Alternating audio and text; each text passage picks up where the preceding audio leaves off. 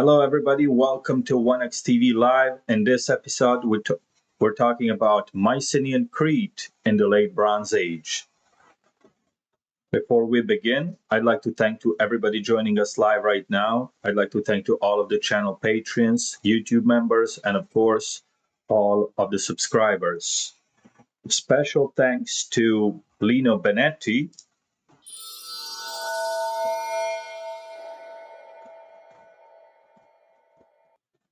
for the super thanks at the very end of the last live stream episode, the last second super thanks. So shout out to Lino Benetti, and of course thanks to Hackathon, aka Jason, as well as Interdictor.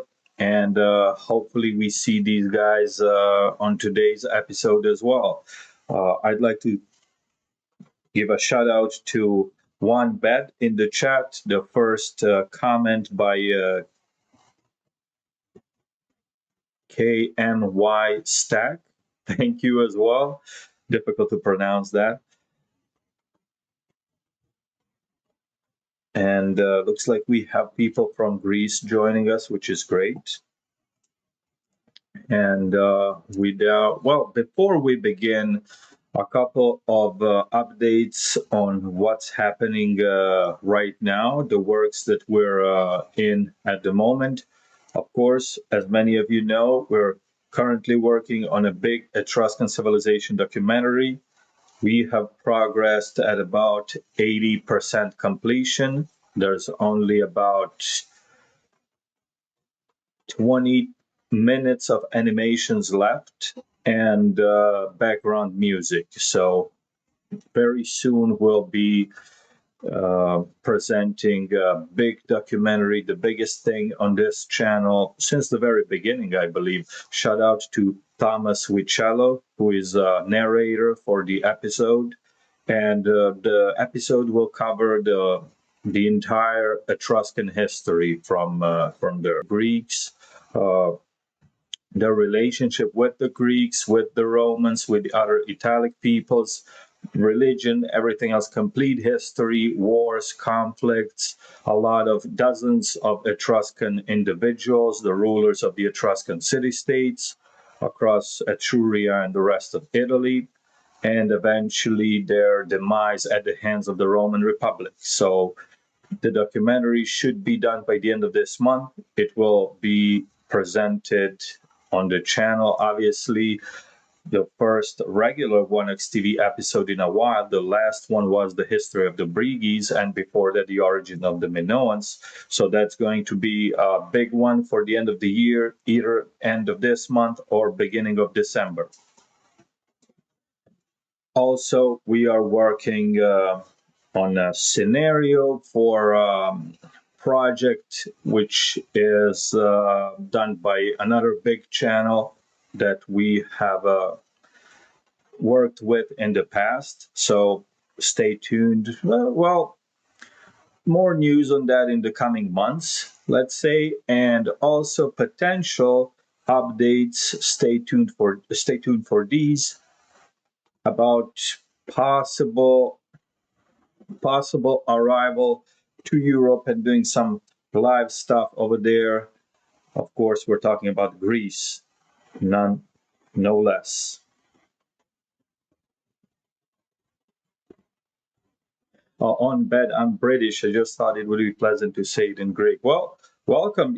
Still, big thank you to you. I know that in Britain as well as Greece, we have significant time difference compared to the United States East Coast right here. I believe there's a 2-hour difference, if I'm correct, between UK and Greece. Correct me if I'm wrong. You're 5 hours away from the Eastern time, and Greece and I believe Cyprus is a 7 hours difference.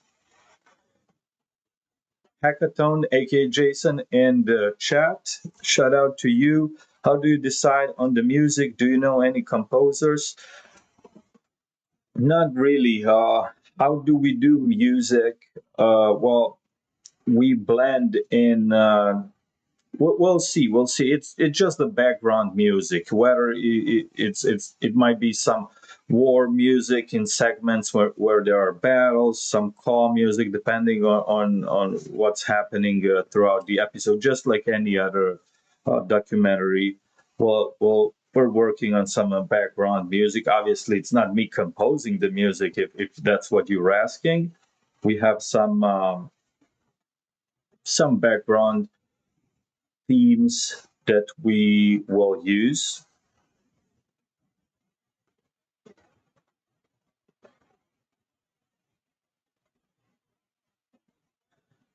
It would not be possible for me to have that kind of music in its named scale. Ionian, Dorian, Aeolian, and others. I don't think that will be possible. But other than that, stay tuned for tomorrow. We're coming back tomorrow, Sunday, with another significant episode, live episode. We're going back to the Sea Peoples. We're going to be talking about the Teyeker, or at least that's how we pronounce it here on the channel. There are multiple pronunciations, multiple possible pronunciations, but we're talking about the Sea Peoples, specifically Teyeker, who took part in the attempted invasion of Egypt and subsequently settled in the area of Canaan. So we'll be talking about that group during their time as a part of the Sea People campaigns, their relationship with Egypt, their settlement at the city of Dor in southern Phoenicia or to the south of Phoenicia, and a very interesting source or a story of Venemun, which is relevant to the Teyeker. We're going to be talking about that stuff tomorrow. But right now, we are talking about Mycenaeans and, of course, the Minoans, the period of the Mycenaean Crete between 1450 and approximately 1100 BC. Here are the segments for you.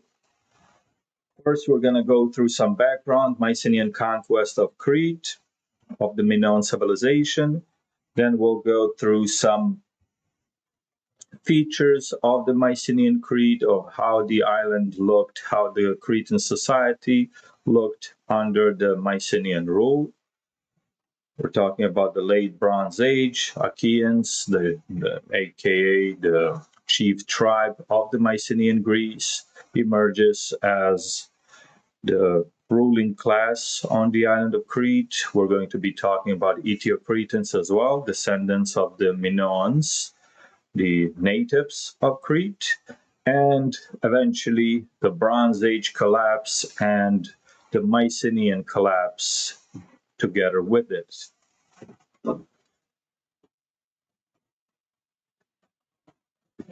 Hackathon. Jason, I have reconstructions of ancient Greek music, but not recorded live. Okay. All right. Well, I think that we are ready to begin.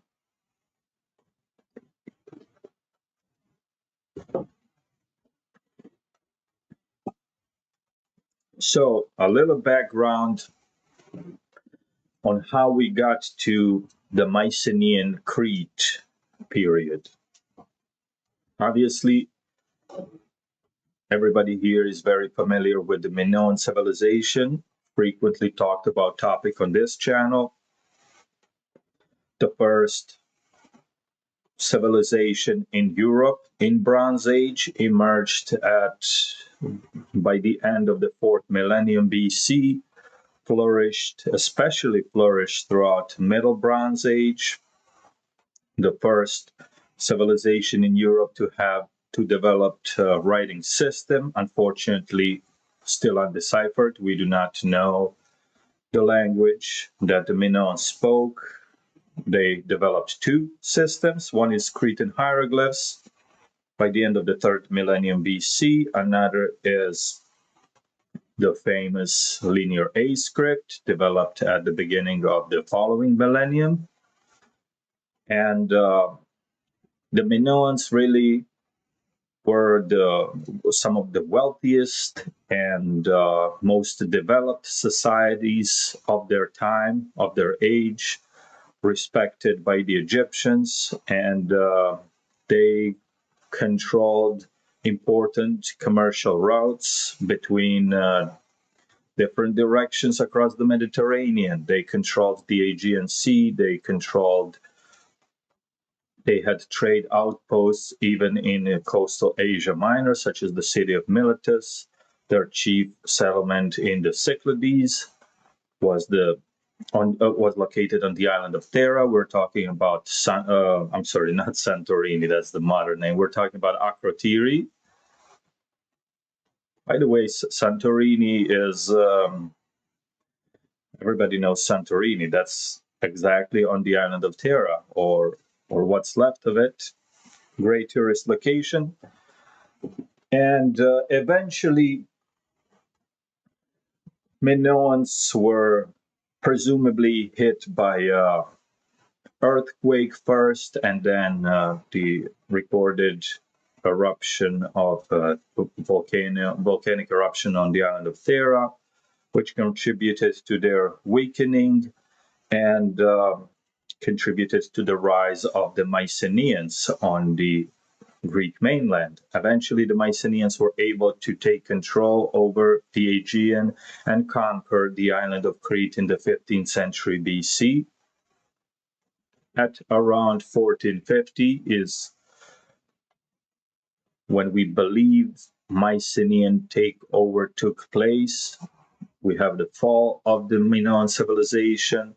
We have replacement of the Minoan linear A script with the Mycenaean linear B, which was based off the Minoan writing system.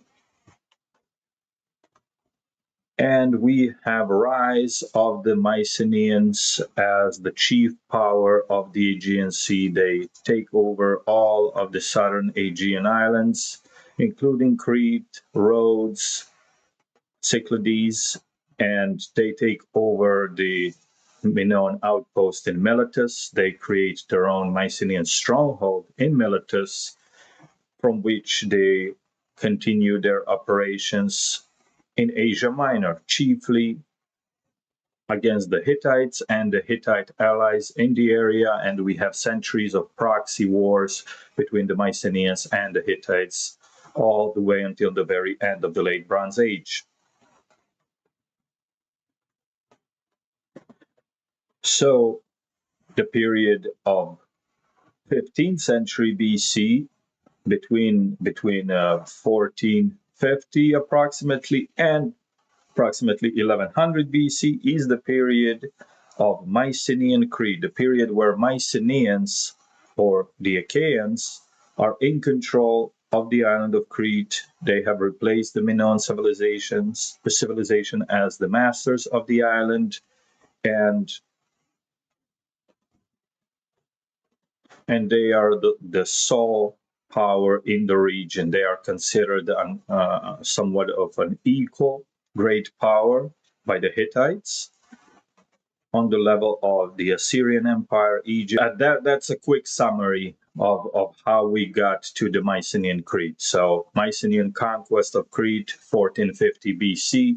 Also important, this is recorded by the Egyptians as well. We have contemporary sources, chiefly Pharaoh Thutmose III, who was at that time campaigning in Levant. Multiple times he had more than a dozen military campaigns in the Levant plus Africa, Nubia, and Kush.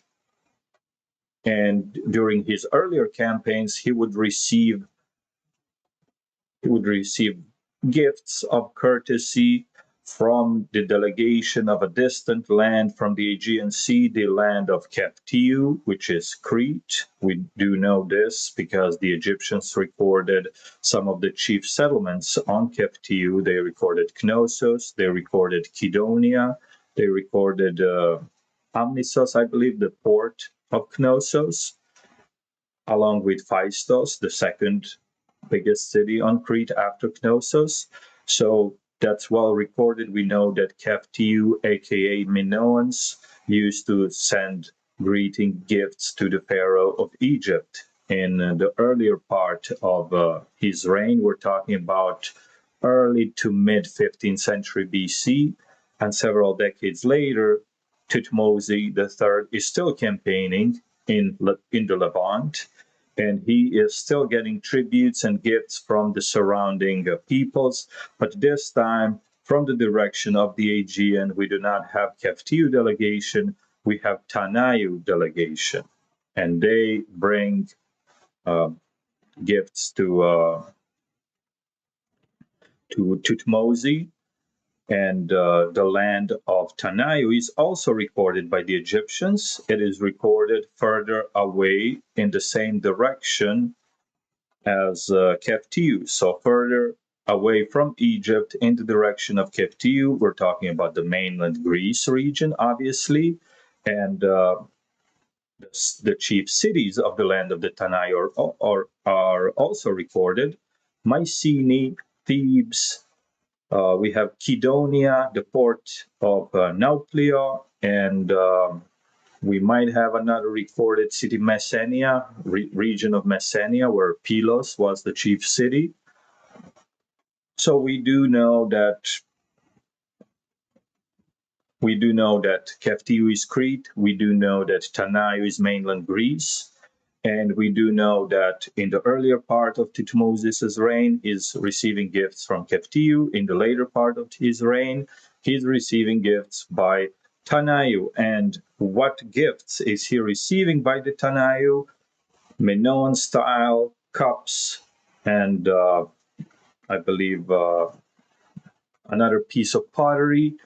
So clear indication that the Mycenaeans have taken over the island of Crete, even recorded by the Egyptian sources.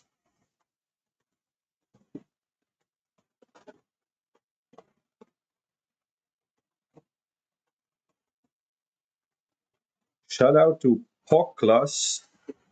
Hello from southern Aegean, the island of Karpathos, east of Crete. That's great. That's great.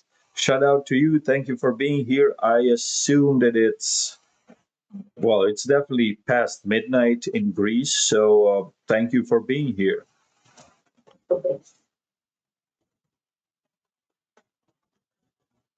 So that's a quick summary of the background. Mycenaeans have taken over Crete, and now we're moving on the chief part of the topic, which is Mycenaean Crete period itself, which you can see on the screen right now.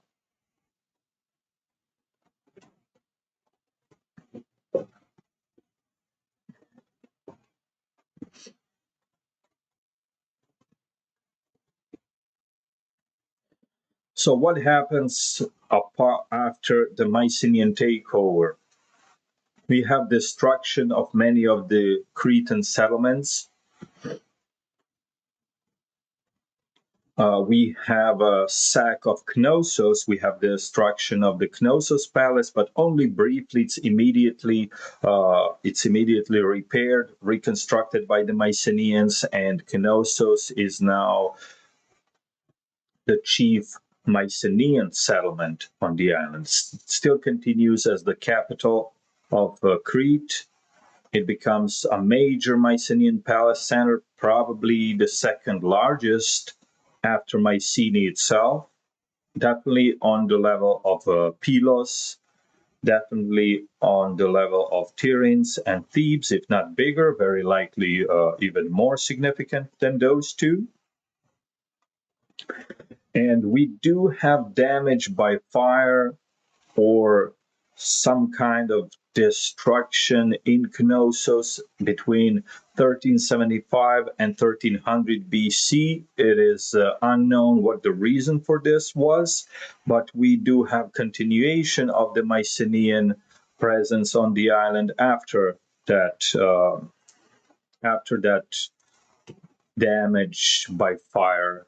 Let's call it like that. So the Mycenaeans continued with the palatial center system, the palatial economy, which was already practiced on Crete before Mycenaean conquest. The only thing that's different is that we have Knossos as the sole significant settlement. We do not have Phaistos as keeping its previous significance. Obviously, it continued to exist, but after its destruction, it continued to exist on a much smaller scale, to the level that the nearby settlement, which we do not know its original name, but today known as Hagia Triada, which was more like a villa or a minor palace. It appeared to be more significant than Phaistos itself, as far as Mycenaean Crete period is concerned. We do have some other settlements emerging, such as Gortin, aka Gortina. We have Rhition, I believe, and a few others. I believe Cretan Miletus was also populated at the time. I'm sorry, not populated at the time. It continued to harbor significant population. Obviously, Cretan Miletus is older than actual Miletus in Asia Minor, and the Miletus in Asia Minor is named by the Minoans. It was named after Miletus on Crete.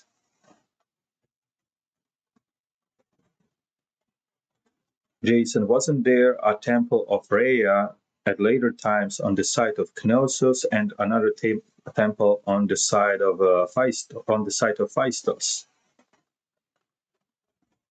Onbet says Philistines were probably from Pylos at Real Tomahawk, but yes, Pylos was founded by Cretans.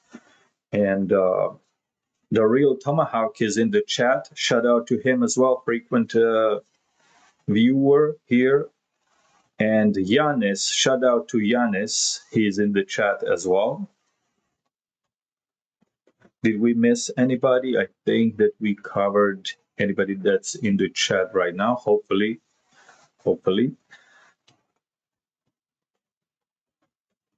So in the Mycenaean times, we likely have a local Mycenaean dynasty ruling from Knossos. Its level of integration within the Mycenaean Greece is not well documented, because we do not know the exact structure of the Mycenaean Greece, the exact political structure. We assume that Wanax ruling from Mycenae, well, we know that fairly, with a fair amount of certainty, that he was the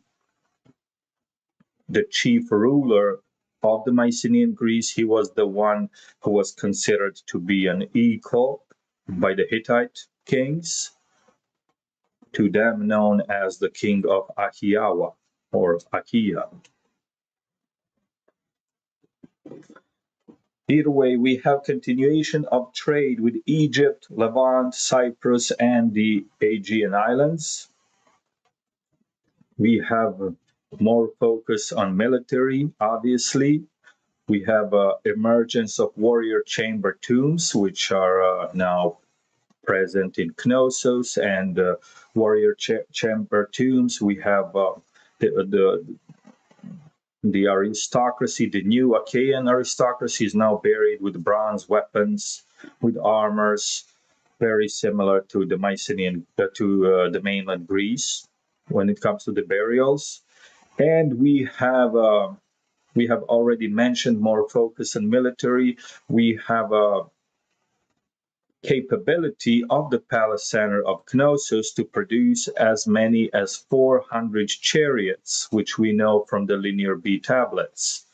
I believe from several Linear B tablets, it is presumed that the palace center of Knossos was able to produce as many as 400 war chariots, which is very significant. That's more than a double, which was recorded in Pylos, for example. I believe Pylos records 150 chariots, if I'm correct. So very large military capability on Crete.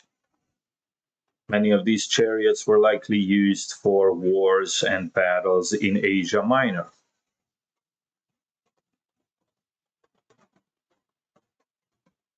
When it comes to the Minoan culture, it continued to exist. Some of the features of the Minoan culture continued virtually intact. Some of others were blended into some elements of the Mycenaean culture and continued that way, but many aspects of the Minoan culture were adopted by the Mycenaeans, and we do have mixture or a blend or a hybrid of Mycenaean and Minoan features.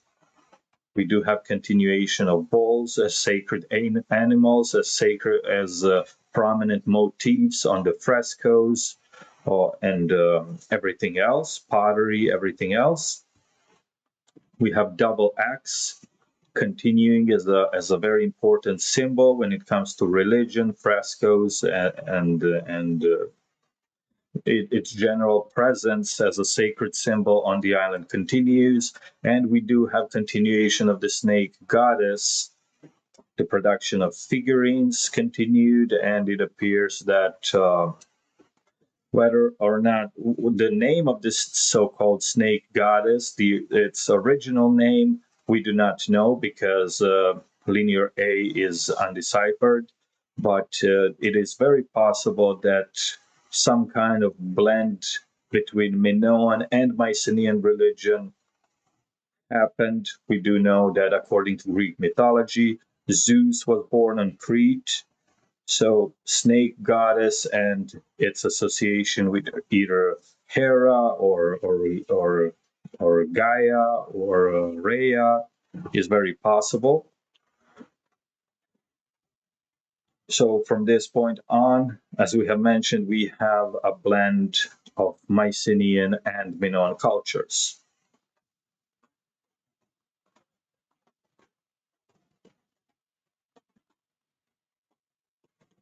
Honbet says double-headed axes are utterly useless as tools or weapons. Their only use could be symbolic and religious. That is correct. That is correct. The double axe was likely just used as a sacred symbol.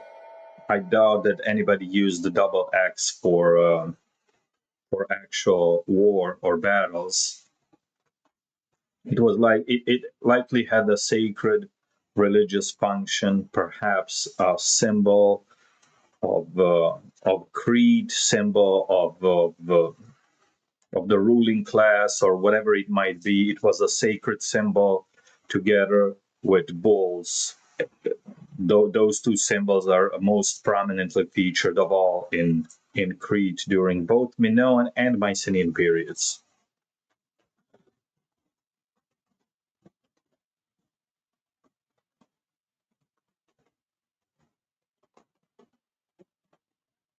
Honbet says the Philistines were possibly from Pylos. So the Philistines, aka the Peleset, were recorded to have come from the island of Crete. And we will talk about the Peleset, the Philistines, in some of the next episodes because we will be coming back to the Sea Peoples constantly. We had a big episode on the identity of the Sea Peoples recently. Tomorrow we are continuing with the Teeker. And in one of the next episodes, we will revisit Sea Peoples again. We might talk about Peleset, we might talk about Aquesh, maybe Sheridan. We'll see. Whatever you guys decide, actually, we can put a poll later on to see which Sea Peoples group we're going to talk about next weekend, for example. We could do that. Not forgetting the Gryphon. Yes, that's right. That's right. I believe in the bull shape was also prominent in Crete, and that continued to be the case in the Mycenaean times as well.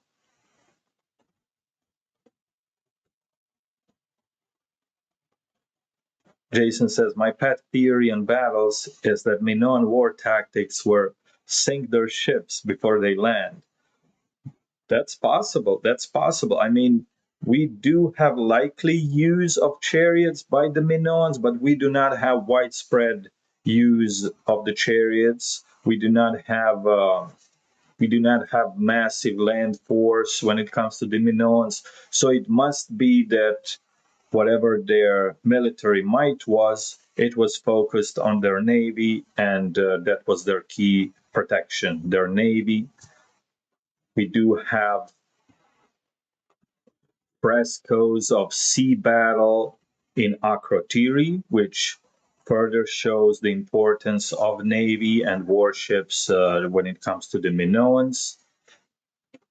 They did establish militus in Asia Minor, so that was likely not done by some major land force, but by the Minoan Navy. And we have reports of legendary Minoan Navy from Greek mythology, King Minos. So everything points to the existence of a very powerful, especially when it comes to the Aegean standards, and significant navy and naval power of the Minoans. And that continued among the Mycenaeans as well. The chief tool of the Mycenaean warfare was their navy, more than likely. They did have significant chariot force. They did have heavy infantry. They did have both light and heavy infantry archers. So they did have all of that. They were a warrior society, very well versed when it comes to warfare, no question about it. Very powerful. But what really prevented them from being significantly attacked by some major power was, well, for one, their location, very inaccessible to the Hittites, for example, not to mention others, but also a very powerful navy, which they used to attack Cyprus, for example. We do have Hittite records of Atarsia of Achaia conducting naval raids against Cyprus and the kingdom of Alasia over there. So Mycenaeans continued practice of a strong and powerful navy after their takeover of the Minoans. Yeah.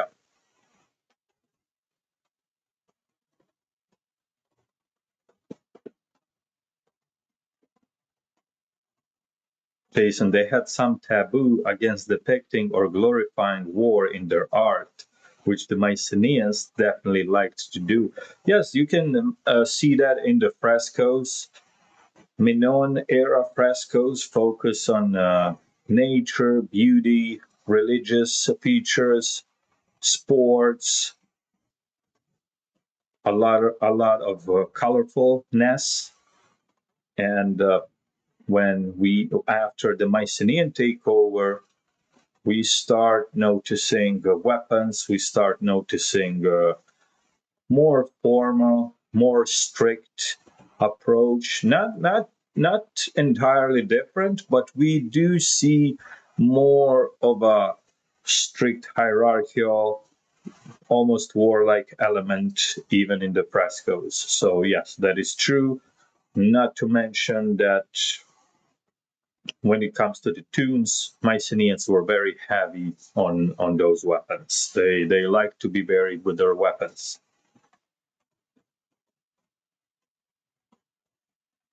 On bed, I think they just preferred better things in life, where the Mycenaeans were more aggressively minded. That's true. That's true. I mean, their whole society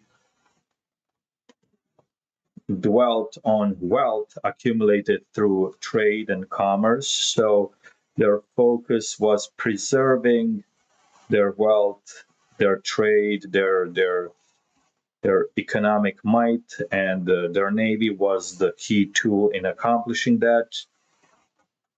The Mycenaeans had a slightly different mindset. They had the heroic, warlike mindset, and it is heavily emphasized in Homer's Iliad in Greek mythology. So that's that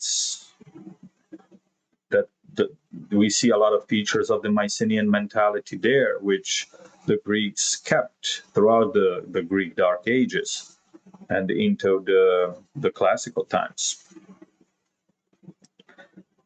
All right, so we do know how the Mycenaean Crete worked. Quick summary: they kept Knossos as the capital city. They had their own local dynasty, very likely, which was in power, not entirely independent from the chief uh, rulers in Mycenae, very likely. They continued trade with Egypt, Levant, Cyprus, across the Aegean Sea. All of that continued. Slightly more focus on military. We have a notable production of military chariots, notable production of Bronze Age weapons, have armor, everything. We have appearance of warrior chamber tombs, so definitely more focus on military, but we still have wealth represented in their frescoes, in their art, in their depictions. We do have appearance of wealth continuing, not on the same scale, not in the same on the same level of focus as before, but that still continues. But once again, we have an important addition of a military element. And we have a blend of Mycenaean and Minoan cultures, which leads us to the Eteocretans, the descendants of the Minoans in the times of the late Bronze Age, in the Mycenaean times. They were known as Eteocretans by the later classical Greeks, and likely even by the Mycenaeans as well. That means original or true Cretans, the native Cretans, as opposed to Cretans who descend from people who arrived to Crete from somewhere else. And when we're talking about people who arrived to Crete, obviously Achaeans as the chief tribe, who were the tribe which controlled Crete in the late Bronze Age. We had the Dorians, we had Pelasgians, and we had Kydones. So among these groups, we do have some stories in Greek mythology which tell us a little bit of how is it that we have all of these different peoples on the island by the end of the Bronze Age, which are recorded in the Odyssey. And once again, Odyssey is written at least 4 centuries later, but these groups are originally present, are evidently present there in the previous times. So we have Achaeans, Dorians, and Pelasgians being not originally from Crete, but arriving there. And how did they arrive there? According to Greek mythology, we had Tectomus, an Achaean from the region of Thessaly, and he sailed to Crete with the contingents of Dorians, Pelasgians, and obviously Achaeans. He either defeated or otherwise managed to secure the throne of Crete from the eponymous autochthonous king Cres, and thus he became the ruler of Crete according to Greek mythology. He married the daughter of Cres, and Cres was the autochthonous king of the Eteocretans on the island. Eteocretans, descendants of the Minoans from the from the Minoan civilization. And another group, Kydones, is also considered to be autochthonous by Homeric sources. So we have Eteocretans and Kydones. Kydones inhabiting the western region of Crete around the city of Kydonia or Khania, aka Khania. So that was a tribe mainly inhabiting that area in far west of the island of Crete.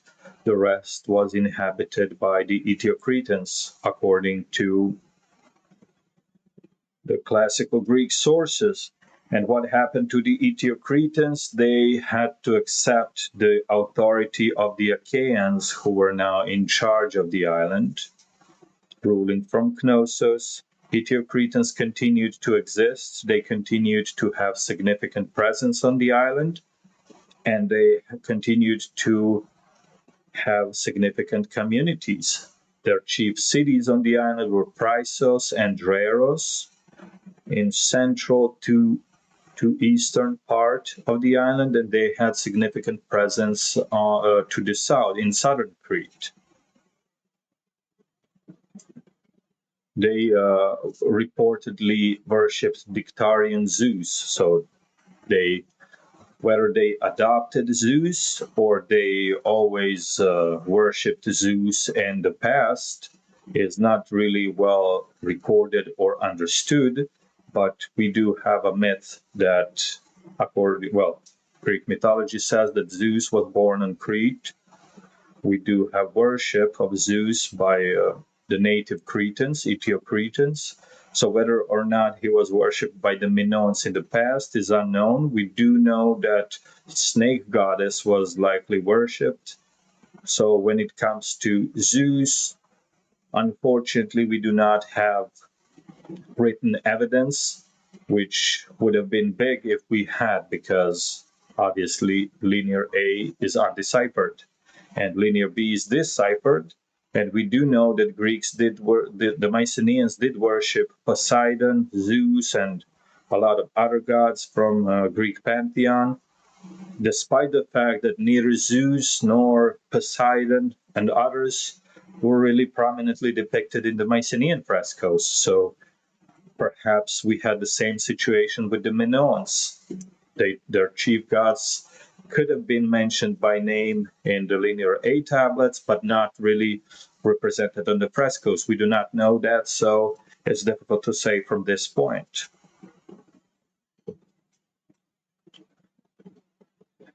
Ethio-Cretan language also continued to be in use, continued to be present on the island, and it survived the Bronze Age collapse. It did survive the Greek Dark Ages as well, and it did emerge among the written languages on the Greek alphabet. When the Greek alphabet appeared, I believe around 800 BC, so in the 8th century, we have emergence of the Greek alphabet.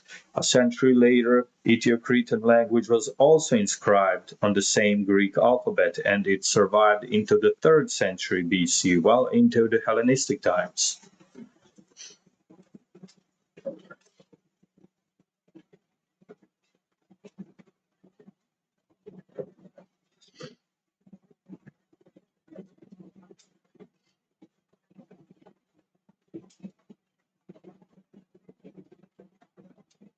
Jason says, they really imitated the Minoan material culture, but even on seal rings and frescoes, they would imitate the Minoan style, but have more frequent depictions of fighting, shields. This is true.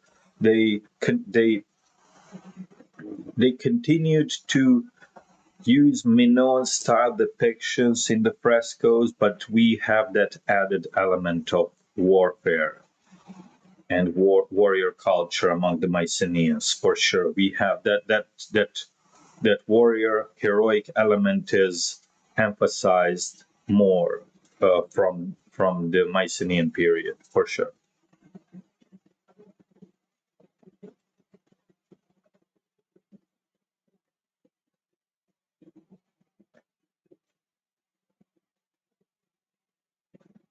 We have Alexandros in the chat. Shout out to Alexandros. He says the proto palaces like the House of Tiles in Argolis This early Hellenic II building on the Greek mainland was a large palace before the palatial period in Crete, the Minians.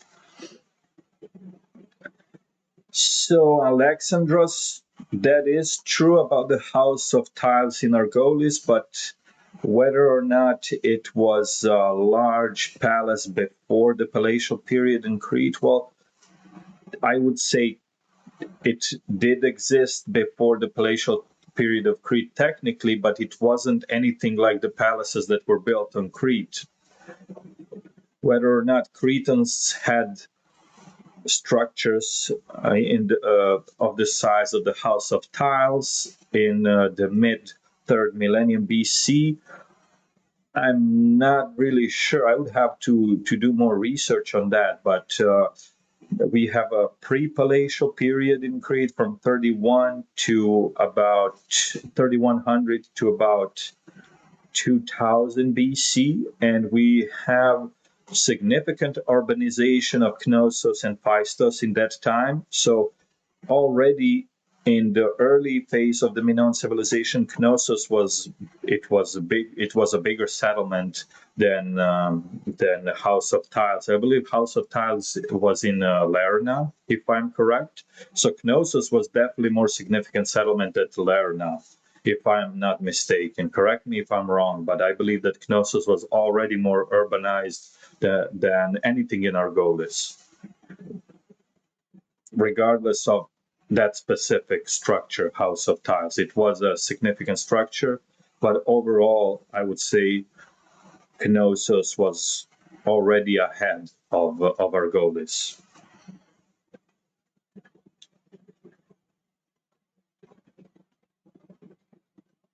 Jason says, we do have a painted gypsum sculpture of Mycenaean priestess. They do look quite different. Yanis says, Tectamos was a son of Doros, so he was a Dorian. He married an Aeolian queen, and together with Dorians and Aeolians, they colonized Crete, so they spoke Greek from then on. That is correct. So in Greek mythology, Tectamos was a son of Doros. Doros was presumably a Dorian individual, although we do have Achaean figures with name Doros. So, but yes, Doros, Dorians, and Thessaly, which is associated with their homeland. And obviously a contingent of Dorians and even Pelasgians moving. I understand that is correct. But we do have Achaeans also moving presumably at that time, and we do know that Achaeans were actually the main tribe of the Mycenaean Greece. So whether or not this is now a very, very difficult topic to discuss in intertribal relations within the Mycenaean Greece, because there are no records. They were all just called Achaeans, although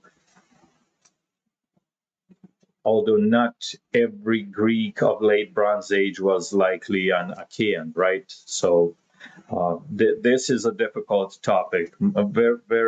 A lot of theories, a lot of hypotheses. So I wouldn't take a deep dive into that right now. I would need some preparation. Do we have enough examples of Ethio-Cretan language to have a comprehensive lexicon of their language, or is what we have only fragmentary? One bed asks. I would say mostly fragmentary. Somebody in the chat can correct me if I'm wrong. I'm sure that there are better experts on the topic than myself. Jason says, unfortunately not, although we might have a short bilingual inscription. So yes, that's as far as I know as well. We do have that bilingual inscription from that.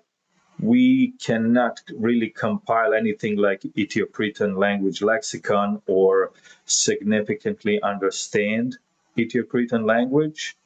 And we definitely cannot make any correlations with the language inscribed on the linear A because it's two very different scripts. And even if it's the same language, which could be could be a language descending from an earlier language, which is more likely, we still have no way of making any comparisons because we do not understand Ethio-Cretan really, and we do not understand linear A at all. So,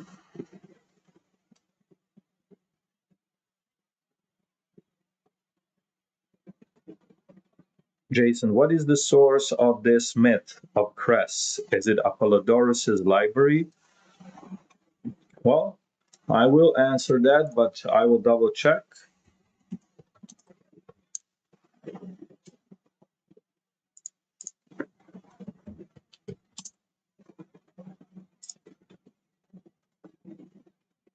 So, King Cress.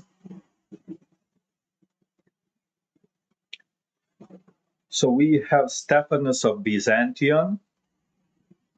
We have Diodorus Siculus.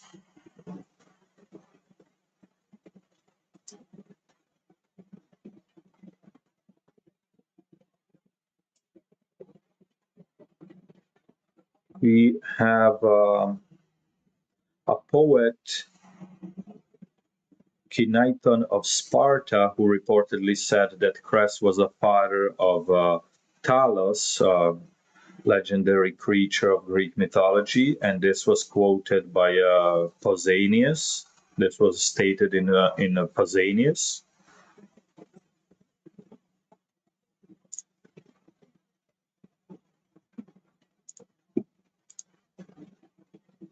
So sources are really Pausanias because Cynethon of Sparta, none of his works survive as far as I know. He's considered to be a semi-legendary poet. We have Pseudo Skymnos, and we have Diodorus Siculus. Those are the chief sources.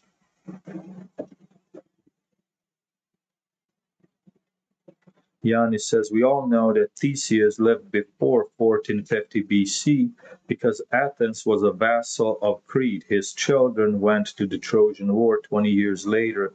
How does this happen? When did the Trojan War happen?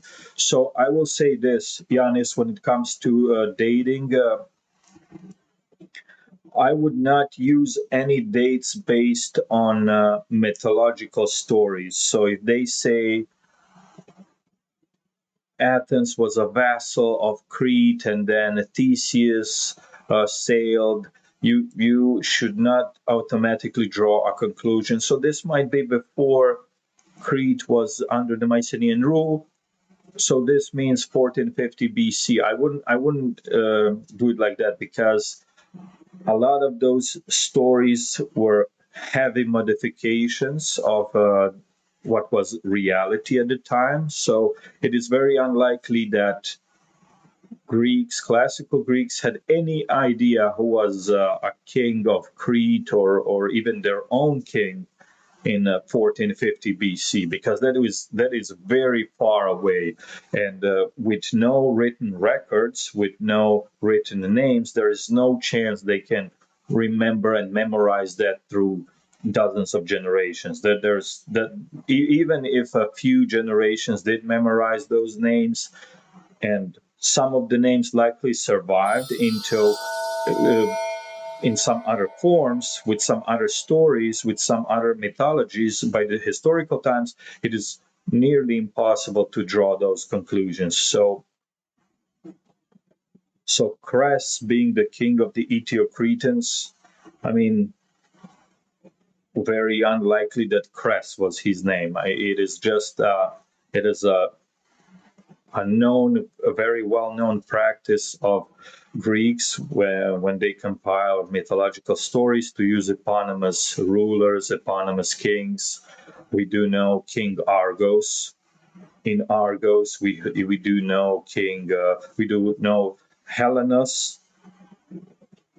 ancestor of the Hellenes. We do know Achaeus, mythical eponymous ancestor of the Achaeans. We and so on. So Greeks, ancient Greeks, like to practice that, and I wouldn't go that far back in Greek mythology and attempt to draw historical conclusions from that in this context.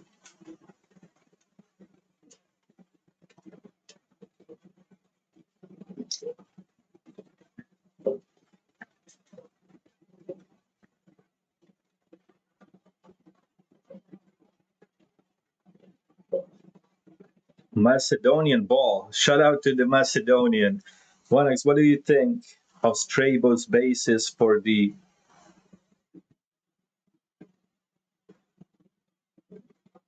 Botanian Cretan origin was? To be honest, I don't know. To be honest, I would have to do a research and try to formulate my opinion or hypothesis. But without research, there's no way I can tell. Jason Kukulo, even Linear B records are almost entirely inventory sheets. Where are the historical accounts, mathematics, medical agricultural, architecture, and horticultural works?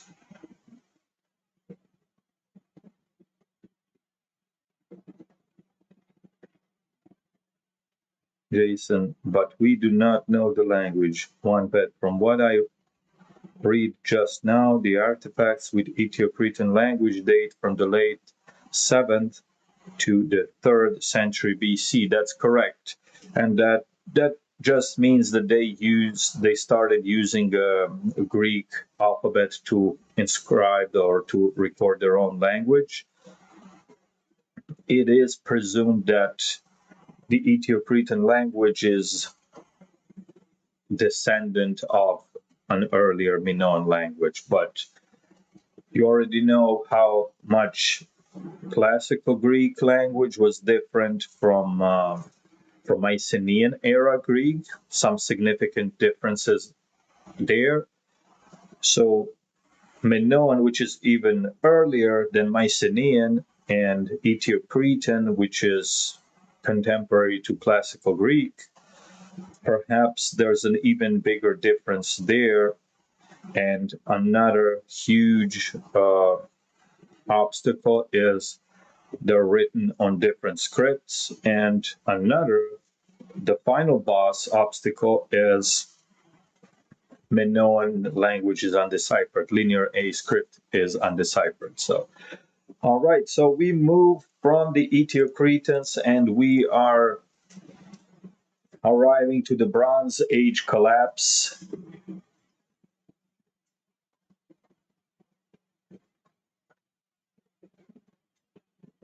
Jason says, a reasonable assumption is that the west of Crete spoke quote unquote Kidonian and the west of Crete, yeah, and the east an early form of Ethio-Cretan, but it's hard to know.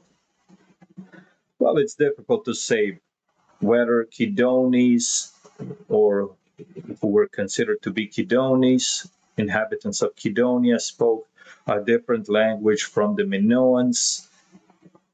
They could be different tribes of the same origin, speaking the same language. They could be two different tribes. We have no idea. But considering that Kidonia was pretty much well integrated within the Minoan civilization and had all the features of the Minoan civilization, there might be some regional differences, but I would assume that those were the same people, Minoans, Ethio-Cretans, Kidonis, same or similar peoples.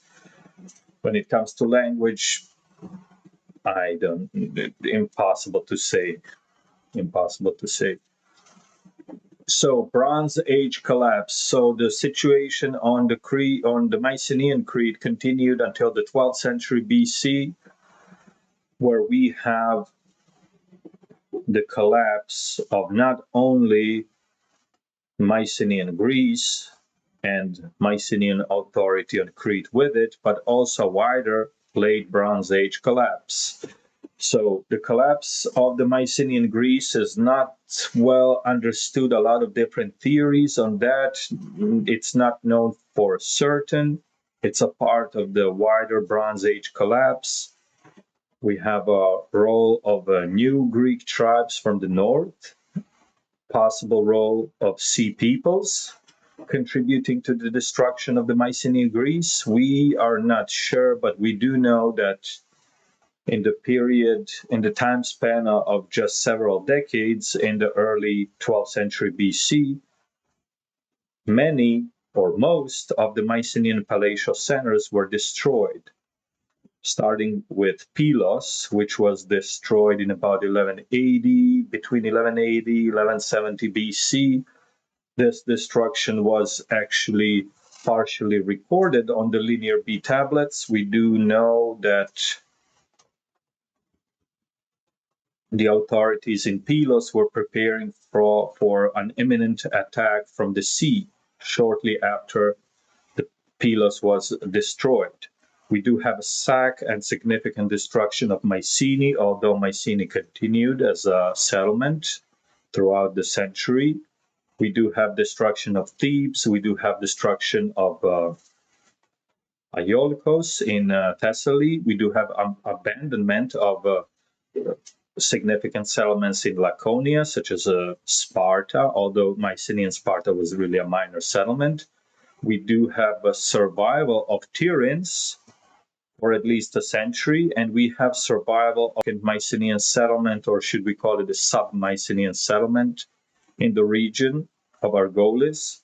It increased its population after the sack of Mycenae and destruction of Pylos, meaning that many Mycenaean refugees, those who did not migrate to Cyprus, to other places overseas, many of them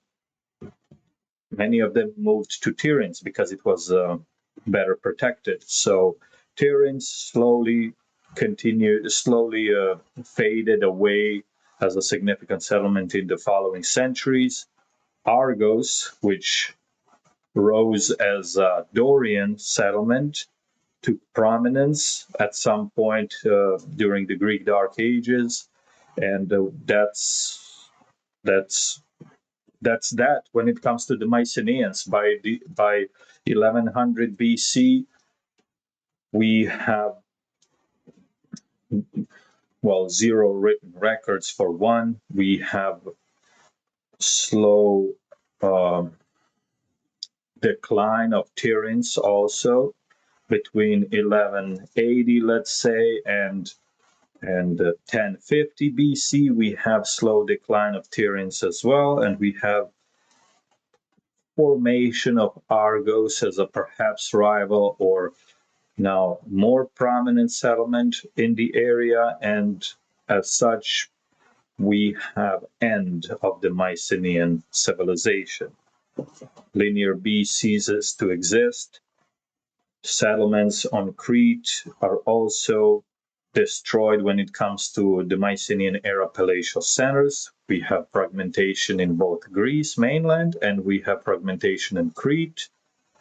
Knossos would still continue to be an important city-state in the archaic and classical times. So Knossos was not completely destroyed, eradicated, nothing like that. It continued to serve as an important settlement. We have Gortyn as another important settlement emerging in Crete. And we have Dorian identity becoming prominent on the island of Crete as opposed to the Achaean, presumably in the Mycenaean times. And as such, we have the end of the Mycenaean Greece when it comes to Eteocretans, the Minoan descendants. As we have already mentioned, they continued, they did survive. They did survive Mycenaean period, they did survive the Dark Age period, and they continued into historical, archaic, classical, and Hellenistic times.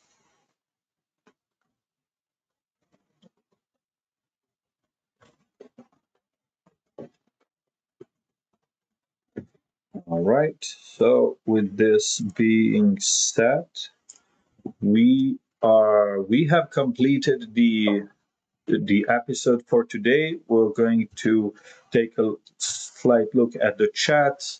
Also, don't forget that tomorrow we'll be back with the Sea Peoples. If you have any ideas, any suggestions for the next episode, for the next week's episodes, please let me know in the chat. We can consider them right now. We could do a little poll to see what is on everybody's mind.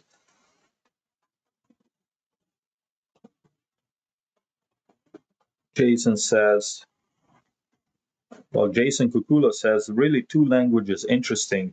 Then Hackathon Jason says, yes, because I think palatial sites are found in central and south and eastern Crete, but not in the you mean the west, Jason, right? Not in the west. You mean Kydonia being in the west, because in the east we do have Zakros, which was an important Minoan palatial center. One bet says Britain is a good example of how native languages can evolve and be overtaken by new languages. It might be possible to look at contributing factors and create a system to determine possible cognates. Interesting analogy. We do know, I believe that over 50% of English words are Latin and not Germanic, correct?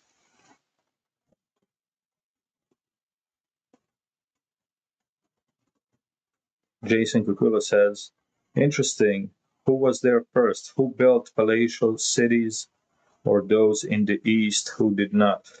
So, who was first on Crete? Native Cretans, the Neolithic native Cretans from the late 8th millennium BC.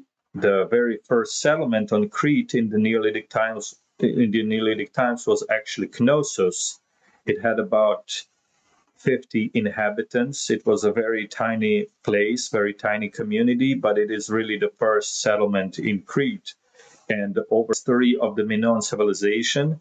And there we go through complete history. It was one of the first live episodes that we did, and we did go through the Neolithic period at start, and you can see how Knossos, starting as the very first community in Crete, Neolithic community, slowly grows and grows into a settlement harboring 200 inhabitants, 500 inhabitants. Large houses, storage houses emerge throughout the Neolithic period, and then we have that transformation eventually into what was a proto-palatial center, and then eventually a full-fledged palatial center in Middle Bronze Age. So Minoans really descended from the native Neolithic Cretan population, largely.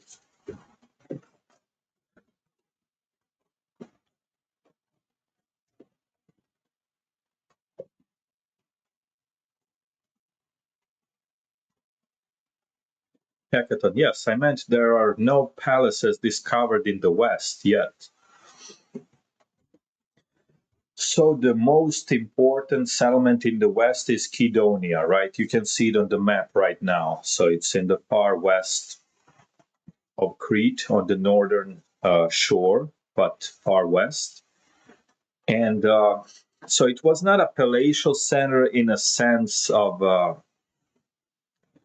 Knossos, Phaistos, even Zakros having a large palatial complex. So it wasn't like that, but it was still like a mid-size population center, like a smaller palatial center, Kydonia. It wasn't, palace. When we say palace, that's just we're not talking whether there was an actual grand palace or not.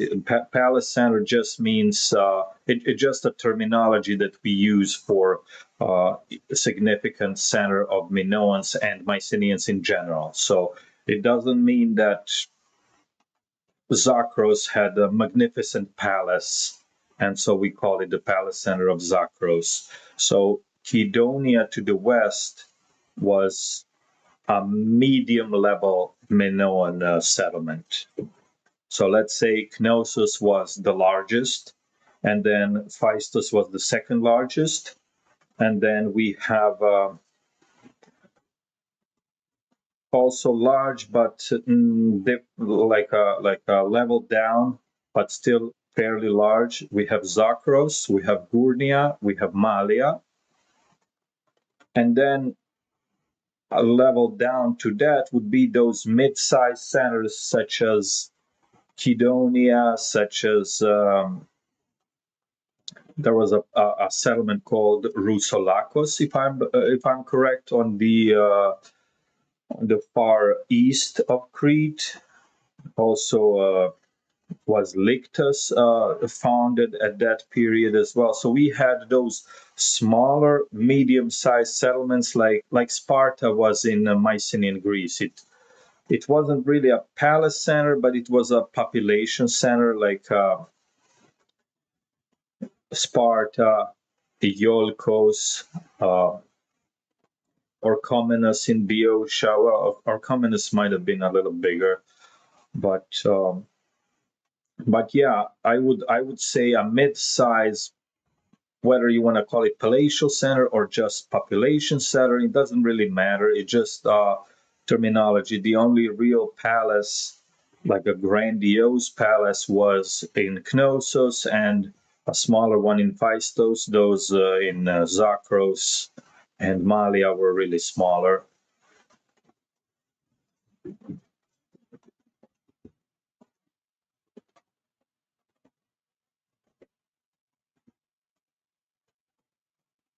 Hecaton, they were religious centers where there was a lot of collection, storage, and redistribution of resources, probably like monasteries and cities.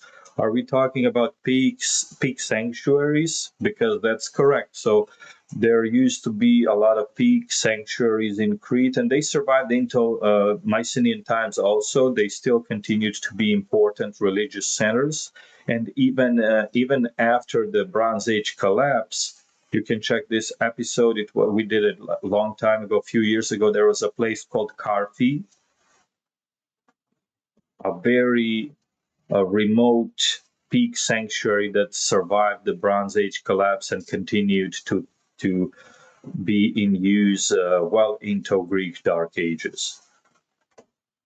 So these peak sanctuaries were built on mountain tops or near mountain tops or on the rocky mountains or very difficult places. Perhaps for protection, perhaps there was a religious element there as well, but they were really very important religious sanctuary places for the Minoans and very likely for the Mycenaeans as well, because Mycenaeans really adopted a lot of Minoan features, very likely a lot of religious features as well. So they continued, they did not do any damage to the religious sanctuaries. At least these that we just talked about, Carfi and others. In the Dicti Mountains, they continued to exist. So the Mycenaeans adopted both cultural and religious features from the Minoans.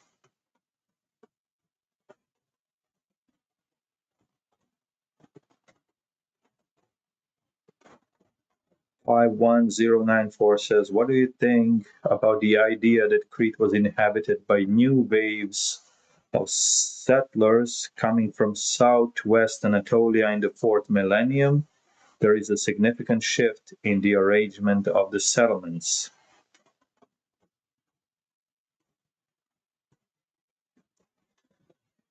So there is a possible element of new or additional settlers to Crete, and it is linked to this period.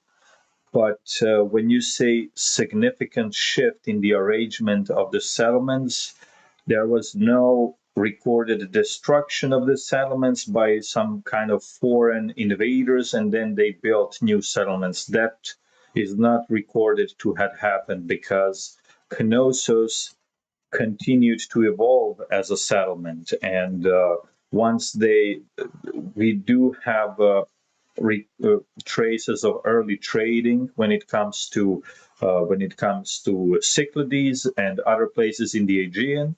We do have indirect trade with as far as Egypt. We do have Egyptian and other artifacts first appearing on Crete indirectly in the this is now early Bronze Age, so we're not quite there yet. So we're back to the Neolithic period. We have those traces of early trade, and as trade increased, we have more urbanization in Knossos and other settlements, but chiefly talking about Knossos. So Knossos really, as they accumulated more wealth, they became more urbanized, and eventually they built palace centers. There was no rearrangement of the settlement in a sense that somebody came in, destroyed, conquered Knossos, and then changed the architectural style and created their own civilization. That is not recorded to have happened.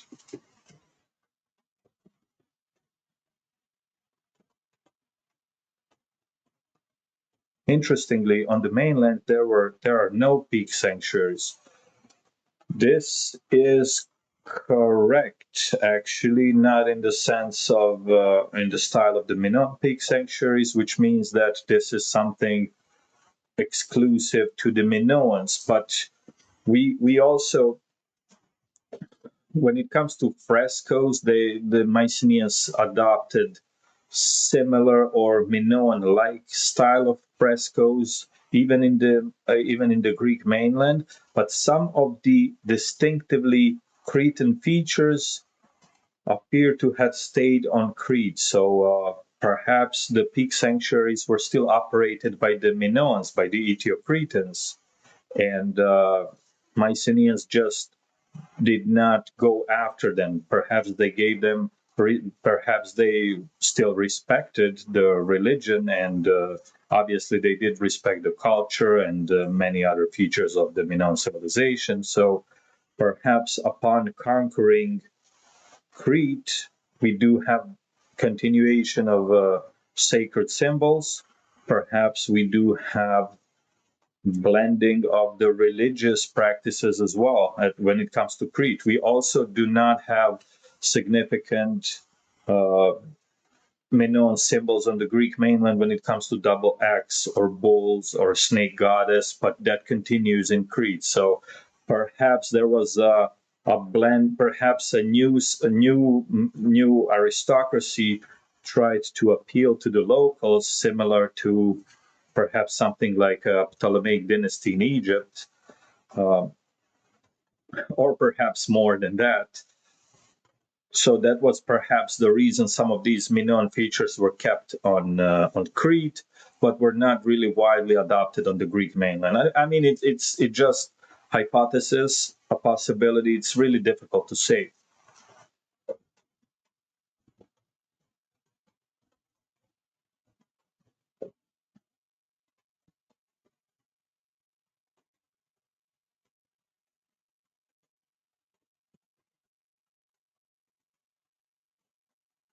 Hunbet says cultural influence is rarely a one-way transfer and never rests for long. It's constantly changing with fresh ideas that come on the next wave. It was the same then as it is today. Jason Kukola says, Bronze Age Eastern Mediterranean civilization and Middle Eastern in general had very powerful priesthood cultures integral to the economy of those civilizations. All right, so right now we have about 40 people on. So let's put a poll for the next week's episode. Let's do that. Anbet says, "What about Delphi Temple? Wasn't that up on a mountain? Have we not looked hard enough?" It was it was not on top of the mountain. It was in Phocus, fairly mountainous-ish area, but not really placed on top of a rocky mountain like a Minoan Peak Sanctuary.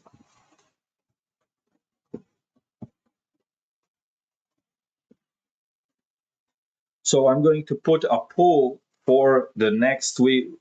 First of all, let's not forget that tomorrow we have Teyeker, the Sea Peoples, scheduled for 3 p.m. Eastern time. It might change to 4 p.m., but I'll try to go with 3 p.m. So let's keep it at 3 p.m. for now. And other than that, for next week, let's decide what we're going to talk about the next week. I do have a few topics which were requested in the past. We have a single combat in Bronze Age and ancient Greece. So let me know if you would like to see single combat as a topic, as an episode. We have Mycenaean diet. What did the Mycenaeans eat? Let me know if you are up for that. What else do we have as a possibility? We have another Sea Peoples topic, the Philistines, aka the Peleset. So let me know about that. Jason, future ideas about mythology, the stories of Minos, Rhadamanthys, and Sarpedon, the three brothers, and the story of Miletus in mythology are possible historical parallels.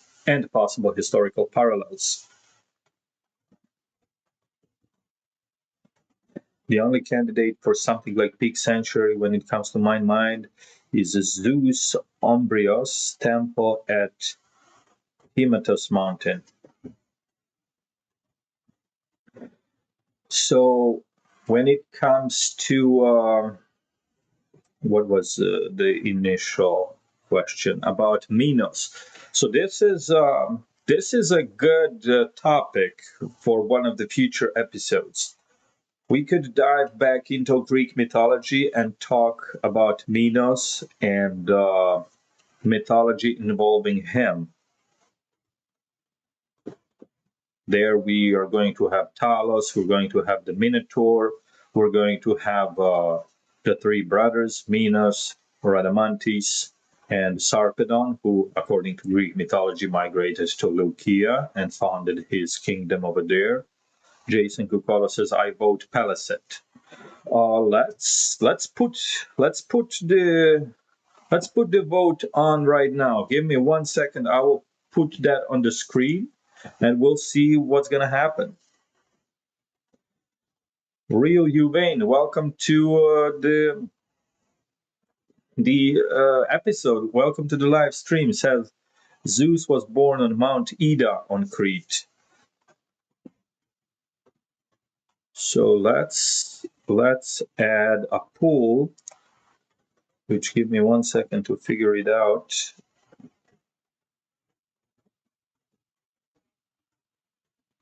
Oh, by the way, before we do that, so for more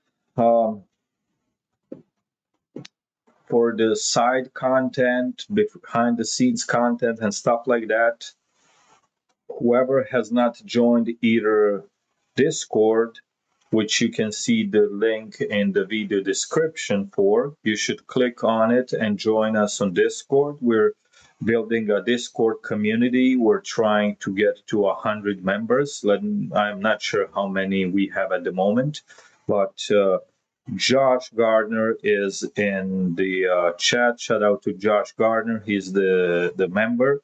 Says Wanax is generous to his viewers. Thank you. So make sure if you have a Discord, if you're using Discord, click on the link in the video description and join WanaxTV of Discord. If you want to be a moderator on Discord, let me know. I could do that. If you would like to be a moderator on these live stream episodes, let me know. I will make you a moderator. Obviously here at WanaxTV we are all civilized folk. There is no real need for a moderator. The chat is very nice, very civil, but I assume as the channel grows we're going to have more viewers, more comments, and then eventually we're going to have to need somebody to make sure the chat, make sure we don't have anything, we keep everything clean. But shout out to everybody in the chat, because how many episodes have we done? Over 10 episodes, live episodes by this time. We never had any issues in the chat. Everybody's been super nice, and everybody's very knowledgeable about the topics that we do. So shout out to everybody that's active in the chat. Alex says, I want to eat like Achilles. What was a Mycenaean warlord's diet like? Well, you have to stay tuned, because eventually we're going to do that episode. It's going to be interesting. Let's just say they liked feta cheese.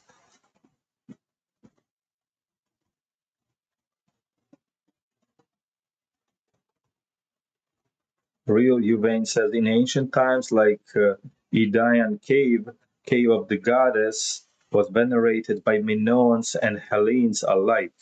By Greek times, the cave was rededicated to Zeus. The cave where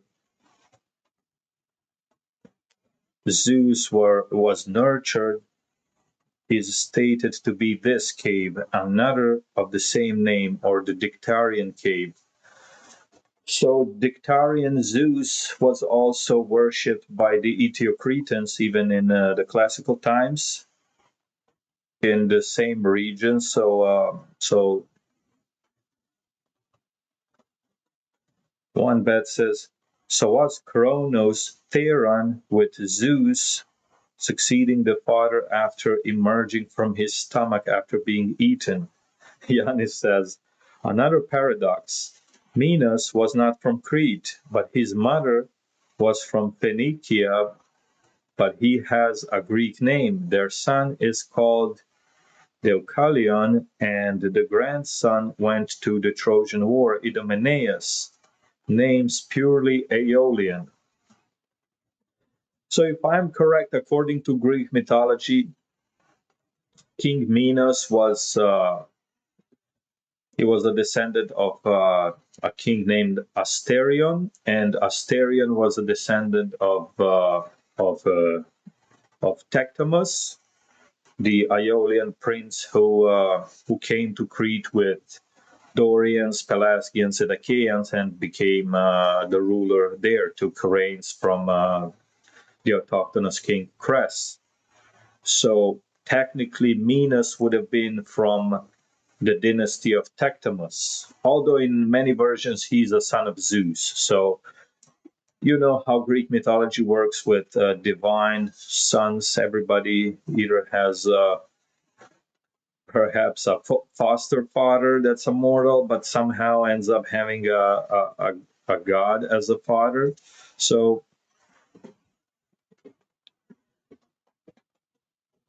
it's a very interesting topic for one of the episodes, Minos and mythology regarding King Minos in Crete, or Minos.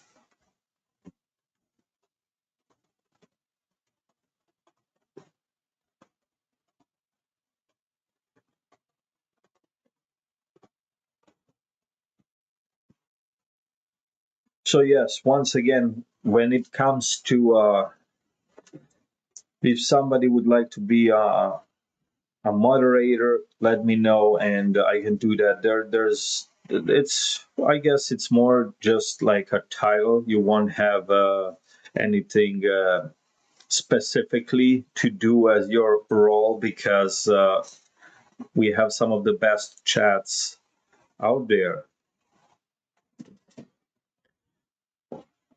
Rio Uvain says, like Jesus, our father is Joseph, the other father, God himself. Yes, so many heroes in Greek mythology who were said to have been sons or daughters of a certain king are often also said to have been children of gods. For example, Zeus, for example, Poseidon, in some cases, the Ares, well, and any one of them actually. So yes, it's a common practice in Greek mythology assigning divine origin to a hero. That's very common. And another thing that's very common is eponymous kings, eponymous rulers, namesakes, and so on. We have Cress being the eponymous ruler of Crete. We have mythological primeval king Lelex being the eponymous king of the Leleques. We have Pelasgus when it comes to Pelasgians. We have Arcas when it comes to the region of Arcadia. Cadmus for Cadmea, early name for Thebes, and the name of the Theban citadel.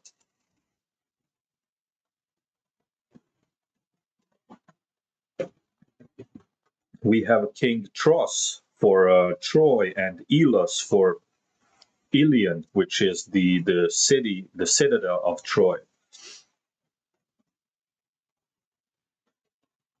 Doto Haku says every major hero in almost every culture and to be linked to a god or a divine lineage. That is correct.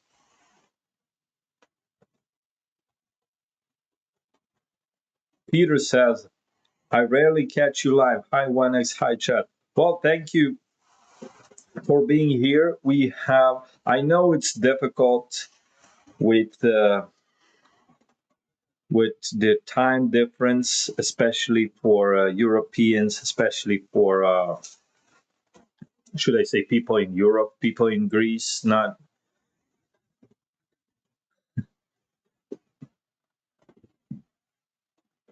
Red Time Traveler says, Red Bull so be known. So yes, well, uh,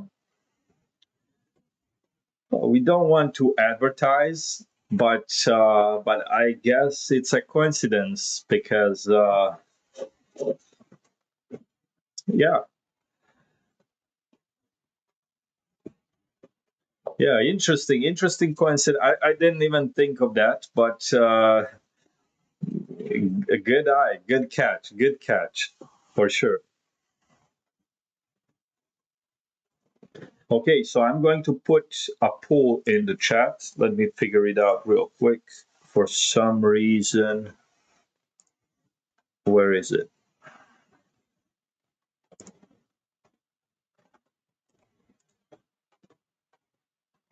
Okay. Okay, we're going to start a poll. So you guys give me some options and I will add them. Let's say topic for next weekend's episode.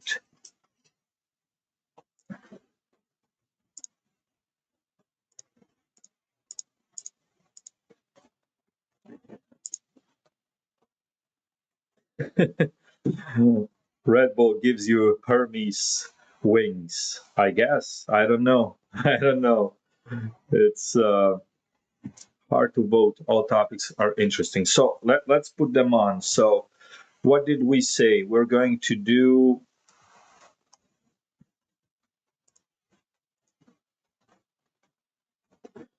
We have Paliset. We have Mycenaean and Minoan diet. What else?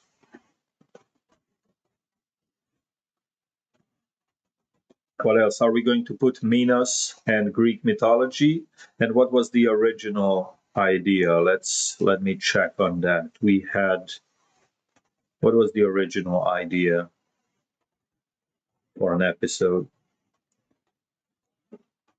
Oh, we have single combat. So yeah, that's gonna be tough. Let's see what everybody says.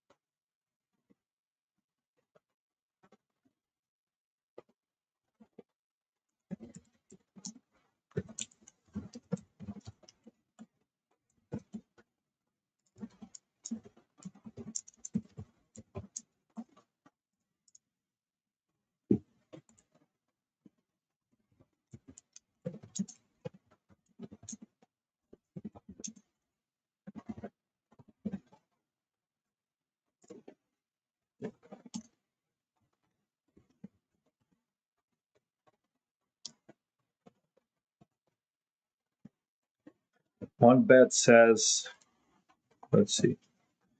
One bet says regular people's daily lives.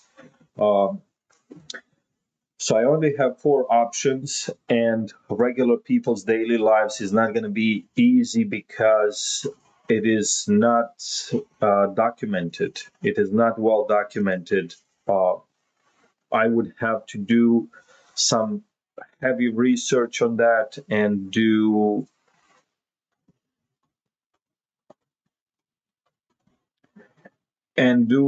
more of a hypothetical video than actual video. But let's I will put that in tomorrow's poll. We're gonna do another poll tomorrow after the Taker video. So let's do that. But for now, I can only do four options for whatever reason. I don't know why I cannot do five. I wish I could do five options, or five, six options would be nice. So the options are gonna be single combat, King Minos in Greek mythology, uh, Philistines, aka the Palisade, and Mycenaean and Minoan diet. So those are going to be the four options. And one bet, I will remember regular people's daily lives, but you got to be more specific. Do you want like regular people's daily lives in Mycenaean Greece or in Minoan Crete? What should we do? But whatever you come up with, we're going to put it in tomorrow's poll.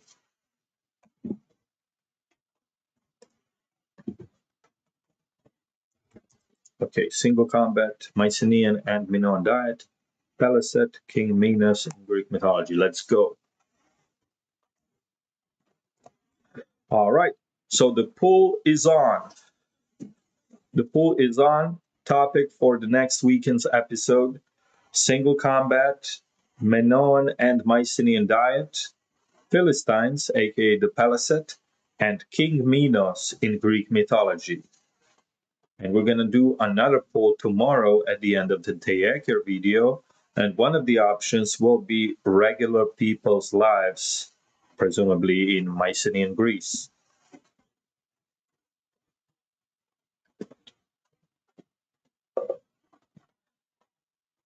Beware Icarus. Oh my God. Okay.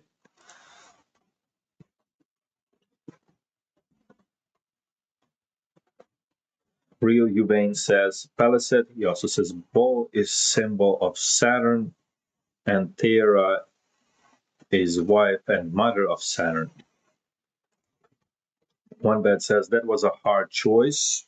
Can I move this poll a little bit so I can see what's happening in the chat? Because,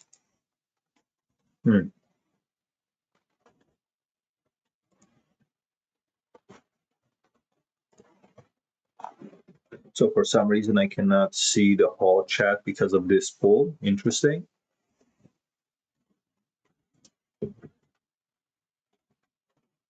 So let's see, how are we progressing right now? Yeah, it's going to be a tough poll. We have 10 votes already, and assume by the time we reach 20 or 30 votes, we can wrap it up and see who won.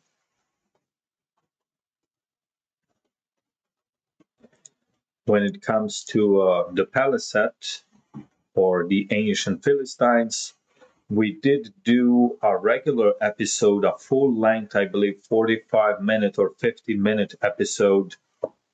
I'm sorry, a year ago or a year and a half ago, and it is really one of the top uh, WanaxTV episodes to this day. So you might want to check it out. I will actually leave a link in the comments right now, so anybody watching right now is going to be able to check that out, because I really put a lot of work, a lot of effort in it, and yeah, 1 year ago it has over 60,000 views. So if you want to know, obviously we're going to see people's on live episodes one by one, but this was a really top notch uh, episode when it comes to WanaxTV, something that I would like everybody who is interested in the sea peoples to take a look at.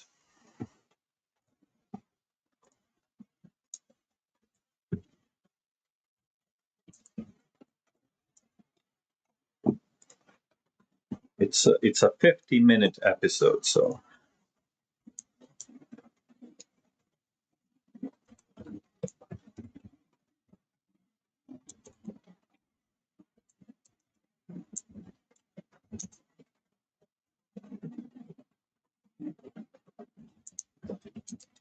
And it's really the history of the Philistines, including the Palisade as they were recorded in the Egyptian sources as part of the Sea Peoples, their settlement in Philistia, southern Canaan, the emergence of the Philistine city-states, Ascalon, Ashdod, Gaza, Gath, Ekron, and so on, and their history when it comes to ancient Israelites, when it comes to ancient Assyrians, Assyrian Empire, and the Babylonians, also Egyptians as well. Very interesting video. I'm going to put the link in right now.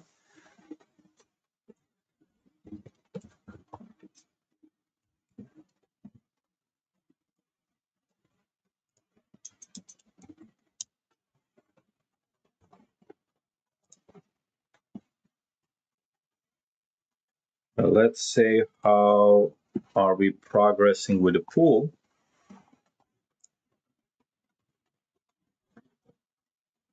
So right now we have Philistines at the first place, followed by single combat and the Mycenaean Minoan diet, which are tied. King Minos in Greek mythology is the last place, so he's out of the game. So far, it looks like we're going to be talking about the Philistines next week, which is really a nice follow up to the last week's episode on the Sea Peoples that we had, and tomorrow's episode on the Teyeker when it comes to the Sea Peoples. So we'll stick to the Sea Peoples topic next weekend as well. We're going to try to do 2 episodes on the Sea Peoples, 2 episodes next weekend, one of which will be about the Sea Peoples, and it looks like it's going to be the Palisade.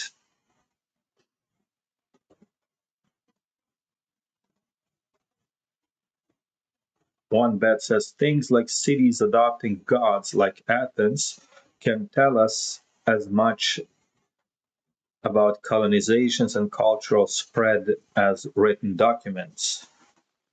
I just got that. Red Bull gives you a Hermes wings. Hackathon, hard to vote. All topics are interesting. On bet says I'm happy waiting for whatever comes first. Peter. Oh, Peter Easley. Well, have a nice night. Good to see you here, and hopefully we'll see you tomorrow. Try to catch tomorrow's episode We're likely going to be live at 3 p.m. Eastern time here. So that would be about 10 p.m. Greece, I suppose, and 9 p.m. Central European time, and presumably 8 p.m. UK time, if I'm correct.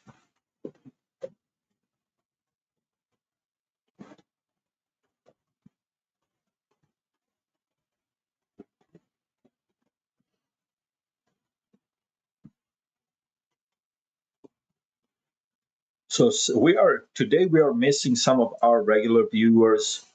Luis Aldames is notably not here. Interdictor is not here. Rithimna and a few others. But it all depends on the time zone. I believe tomorrow some of those regulars from Europe are going to be on because we're going to go in earlier. We're going to go live at 3 p.m. So. All right, so slowly, I believe that slowly but surely, it's time for us to wrap the episode up. We've been on for 1 hour and 45 minutes. One bet says, thank you kindly. Oh, you're in Cornwall. It's just gone midnight here in Cornwall. Red Time Traveler says, Goliath approves the polls. It looks like we're going to be back to Goliath next weekend. We're going to go back to David as well because early Israelite history is very tied to their relationship with the Philistines.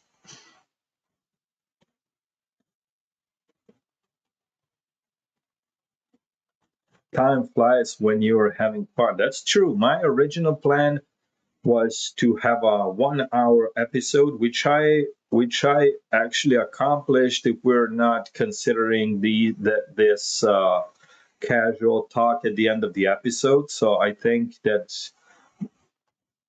within 1 hour we had already completed the actual topic of the episode. So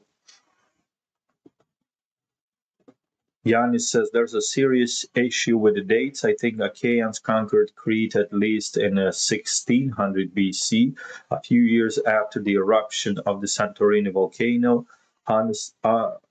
Max says, honestly, I appreciate all you're doing. Keep up the great work. Thank you very much. So Yanis, when it comes to the Mycenaean conquest of Crete, it is very unlikely that it happened in the 1600 BC because we have contemporary records from outside of the Aegean. We have Egyptian records which tell us that something has changed in Crete when it comes to whoever was in power.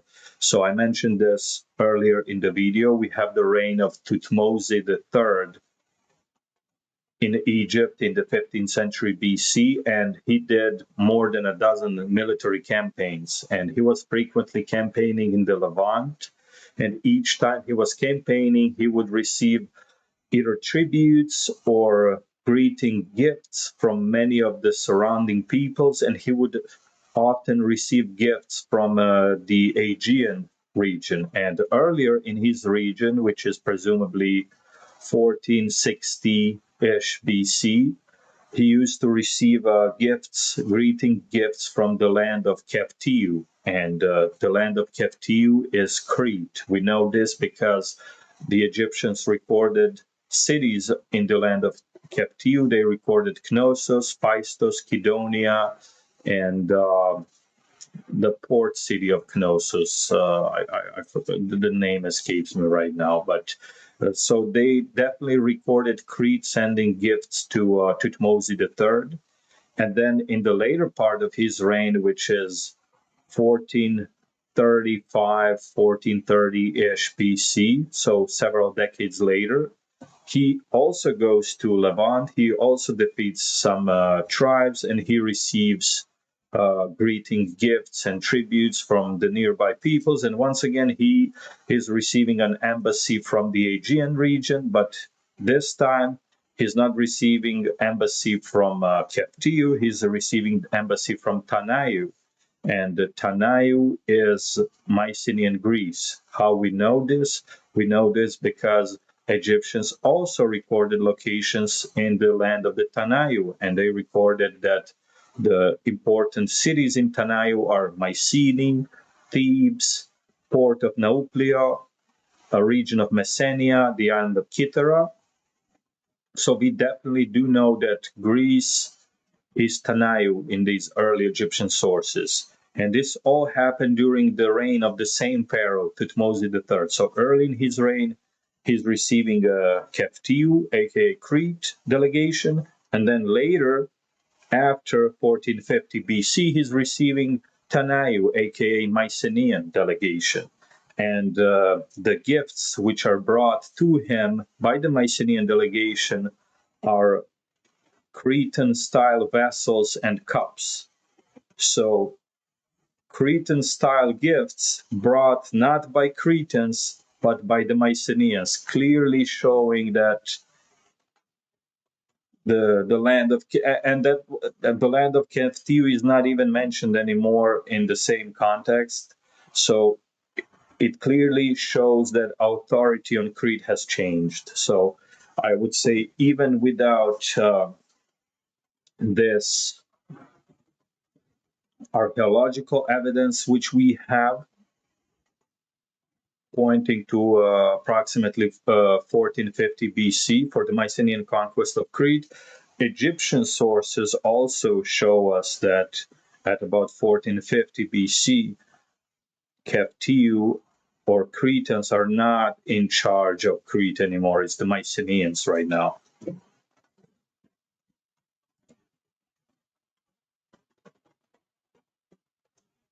Jason says Amnisos. Yes, you are correct. You are correct. If you haven't read the Egyptian story of Sinuhi, I recommend it. It is as good as Wenemon.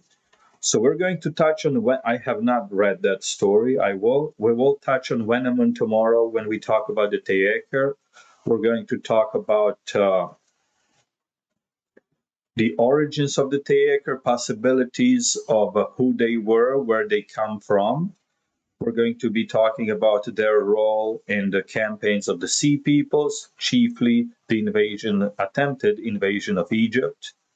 And then we'll talk about their settlement in the city of Dor, their relationship with Egypt, with the Phoenicians, the story of Wenemon, and their eventual disappearance from history as Dor is taken by the Phoenicians. So a nice little episode. Well, it will be at least a 1 hour episode. So a very nice episode on Teaker.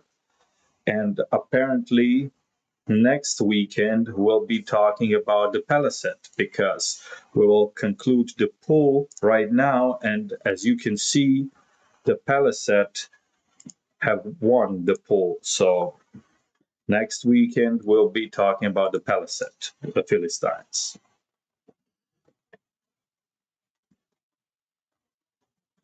Onbet says, are the Shekelesh where we get the shekel, referring to Sicily? So Shekelesh are the chief theory, which is the main possibility is relations to the Sikeloi or the Sickles or Sicily. So we could be talking about Shekelesh in one of the next episodes. Well, we're not going to do 2 episodes in a row when it comes to Sea Peoples, but each weekend we could do one of the Sea Peoples. So if we do Teaker tomorrow, we could do Palisade next weekend. And thank you very much to Hackathon Jason for the super chat. And this really continues tradition of each and every episode we get some super chat. So thank you very much. Shout out to Jason. And obviously we'll get we'll do a shout out at the beginning of the next episode as well, same as we did to Lino Benetti, who did super chat at the end of the previous episode. So thank you very much, Jason. And we'll be talking about Paliset next weekend.